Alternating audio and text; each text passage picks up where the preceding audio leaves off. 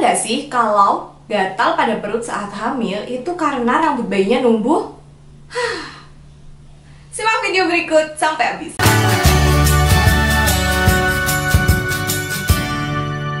Selamat datang di Kriwi Life, ngobrolin kesehatan bareng aku, Bidan Oni. Hari ini kita akan ngobrolin, bener nggak sih kalau kulit perut itu terasa gatal itu karena rambut bayinya numbuh? Kalau kayak gitu berarti ibuku pasti perutnya gatal banget ya, karena rambutku kriwil gitu, jadi kayaknya krul gitu.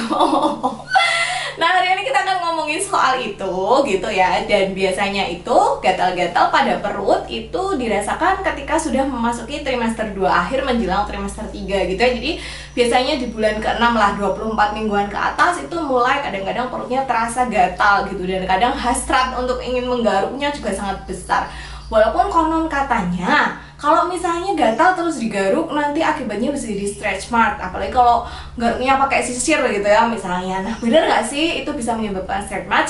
Kalian bisa tonton video aku soal stretch mark, aku udah pernah bikin video soal itu ya. Jadi apa sih sebenarnya penyebab perut kok gatal saat kehamilan? Apa iya bener karena rambut bayinya numbuh?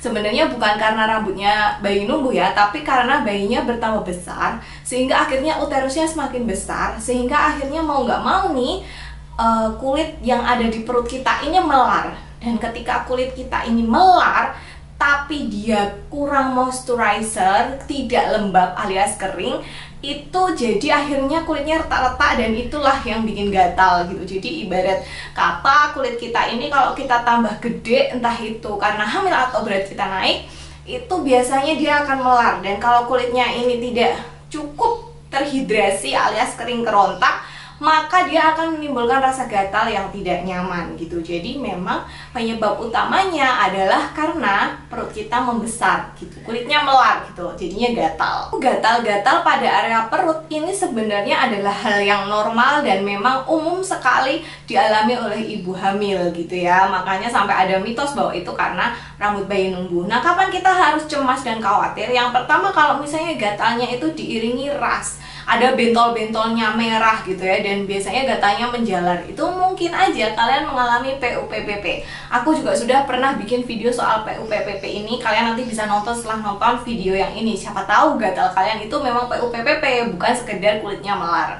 Yang kedua, kalian harus pergi ke dokter untuk memeriksakan diri kalau misalnya ternyata kulit kalian itu sebenarnya ya lembab-lembab aja, rajin dikasih lotion, tapi tetap rasanya gatal. Dan gatalnya itu gak cuma di perut, tapi kayak menjalar di seluruh tubuh, karena mungkin aja kalian sedang mengalami alergi terhadap sesuatu, jadi akhirnya gatal-gatal di seluruh tubuh. Nah, itu kalian periksa. Tapi kalau misalnya cuma gatal-gatal biasa aja, aku punya tips untuk mengurangi rasa gatal itu. Yang pertama adalah usahakan kenaikan berat badan kalian tidak terlalu ekstrim, sehingga perubahan tubuh kita ini juga nggak ekstrim gitu. Misalnya tadinya 40 kilo tiba-tiba langsung jadi 60 kilo, nah itu kan sangat ekstrim sekali dan kulit kita nggak siap gitu, harus melar tiba-tiba.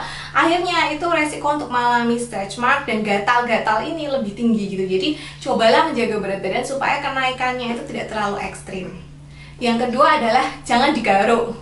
Memang benar kata orang zaman dulu jangan digaruk, tapi bukan karena nanti tidak jadi stretch mark, tapi karena kalau misalnya kalian menggaruk itu nanti bisa resiko untuk lecet, luka, dan malah jadi iritasi gitu. Jadi nggak usah digaruk ya, dilus-lus aja kalau misalnya pengen banget.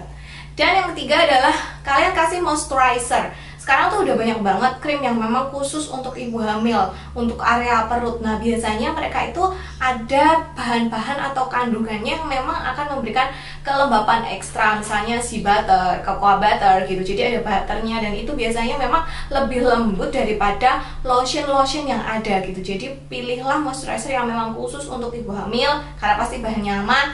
Terus biasanya juga lebih lembab dibandingkan hand body lotion yang biasa. Jadi dioleskan di area perut atau di area yang kira-kira akan melar gitu, misalnya paha gitu. Karena kadang-kadang juga gatal-gatalnya di area situ karena iya melar itu tadi Bu. Nanti harapannya kalau misalnya kulit kalian itu kalian kasih pelembab, jadinya ketika dia melar itu nggak retak dan jadinya nggak gatal gitu loh.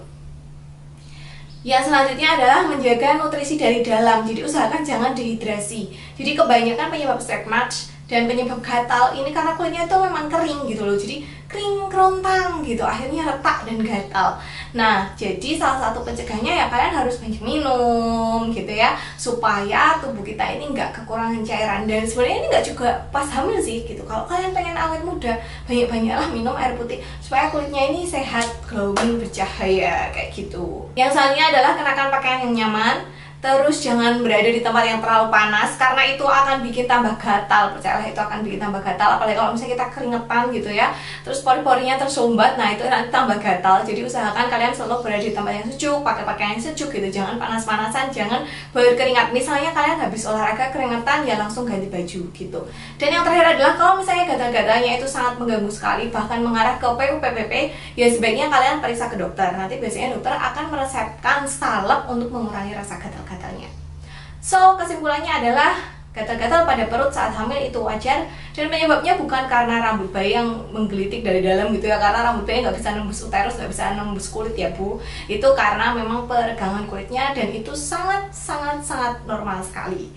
Sampai di sini dulu video aku kali ini, semoga cukup bisa menjawab mitos yang beredar. Sampai jumpa di video selanjutnya, dan silahkan klik tombol subscribe, follow aku di Instagram @bidankriwil. Bye!